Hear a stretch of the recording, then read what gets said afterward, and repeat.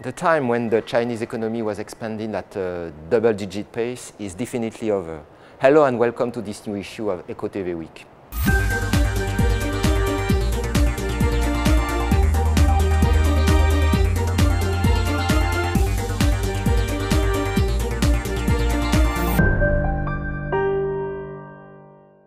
According to official figures, the annual growth in GDP in China has come down to 7% by early 2015, its slowest pace in more than 2 decades.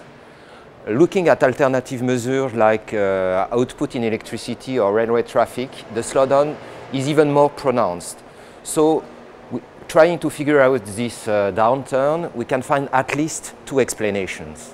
First, and this is not really new, external trade is less supported for China since 2008 and the global financial crisis.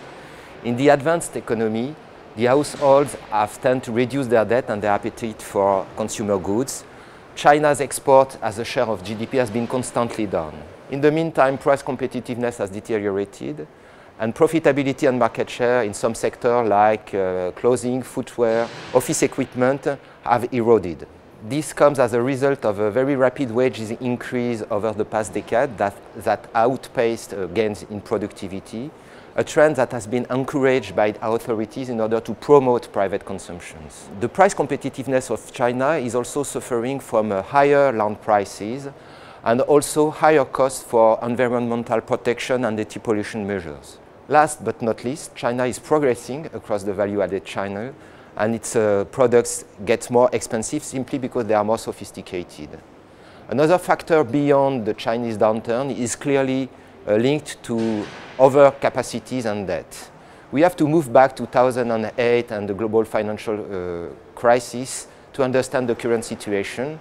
In order to counterbalance the depressive effect of the world trade collapse, the authorities have put massive impulse on capital investment, expenditures in infrastructures. This has been largely fueled by credit, and the result is that in some sectors, like steel, cement or real estate, China is showing massive overcapacities and debt. Those sectors are now engaged in an adjustment process which is painful but also necessary. This put downward pressure on prices, for example the prices for steel, and also the global economy. Due to the size of China, which is the largest economy in the world, the implications are obviously important for other countries, and especially those who are net exporters of a commodity. Countries like Malaysia, Indonesia, Brazil, Venezuela and also Russia are already suffering from the Chinese slowdown. The implication for Europe is more ambiguous, as the Chinese-induced collapse in oil price is generating massive transfer of revenue for consumers and is supporting consumption.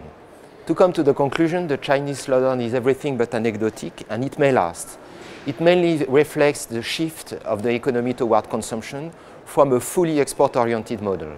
All in all, the current Chinese slowdown could easily put a brake on world GDP expansions, but if currently managed, it could also make it more sustainable over the long run.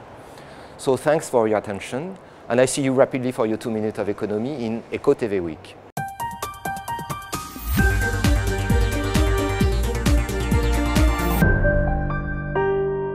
BNP Paribas, la banque d'un monde qui change.